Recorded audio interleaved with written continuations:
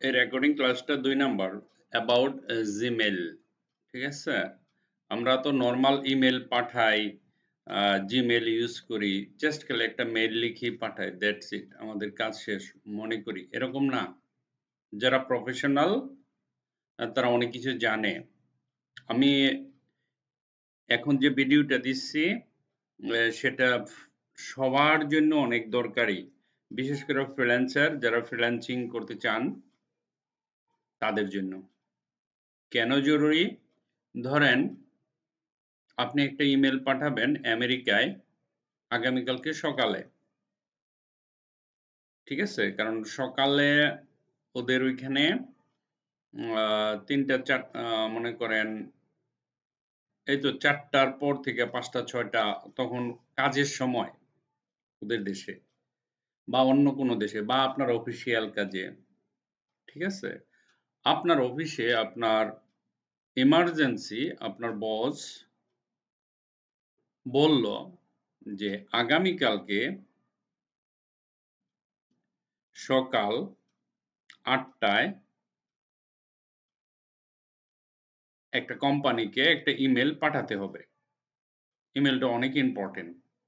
কিন্তু আপনি অফিসে যান ৯টায় বা ১০টায়।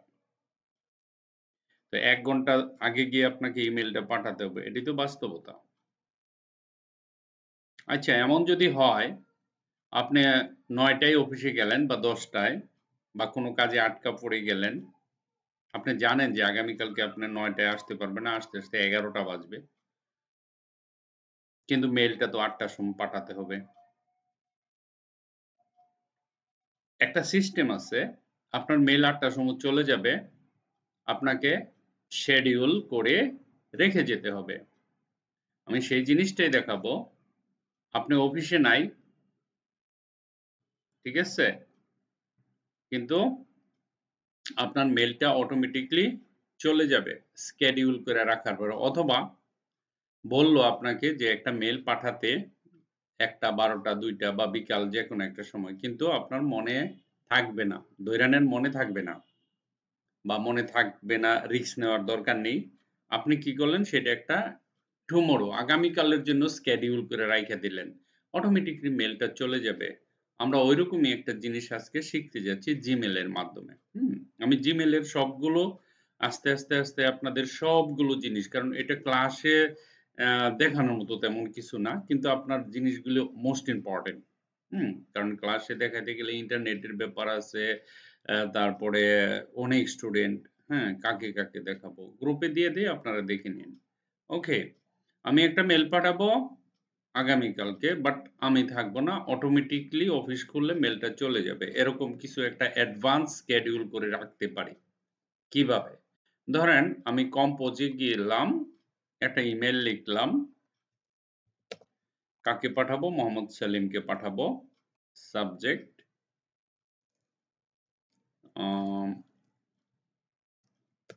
ডকুমেন্ট। একটা ডকুমেন্ট পাঠাবো। হ্যাঁ, সে ডকুমেন্টটা ইম্পর্টেন্ট।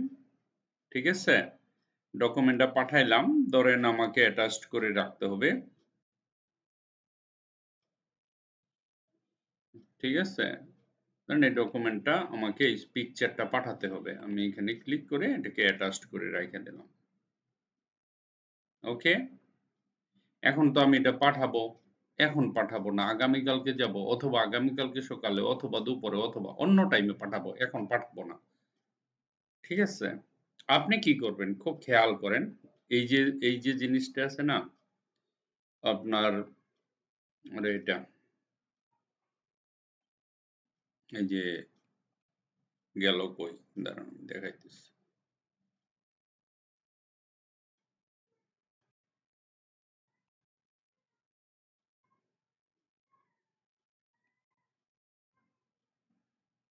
উধাও হয়ে গেল। আমি আবার করে দেখাচ্ছি। মোহাম্মদ, ওকে, ডকুমেন্ট ইমেইলে পাঠাবো। আর আমি অ্যাটাচ করব এখান থেকে। ডান, অ্যাটাচড হয়ে গেছে, দেখেন স্ক্রিনশট।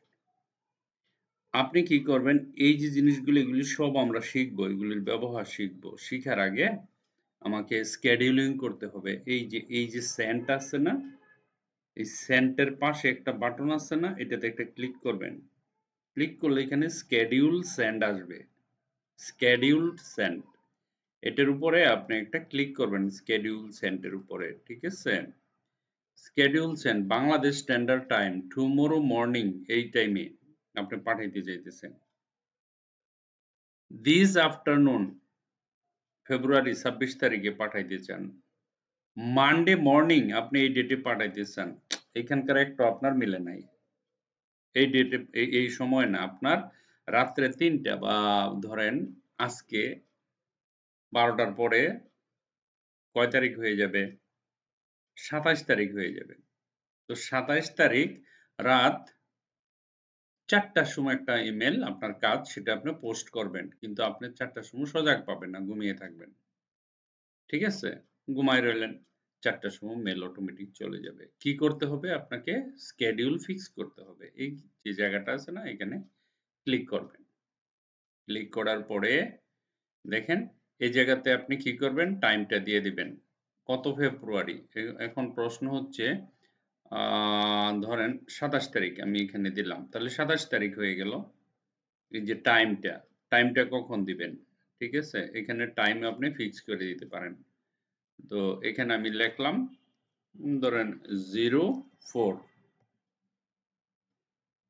4টায় 00 এম তো অবশ্যই হবে, তাই না? এই টাইমটা দিয়া স্কেডিউল সেন্ড, এই যে এখানে এই জায়গাতে দেখেন 27 তারিখ, কিন্তু আজকে রাত্রে 12টার পরে হয়ে যাবে 4টার সময়। আমি যে ইমেলটা অ্যাটাচ করছি সেটা স্কেডিউলড।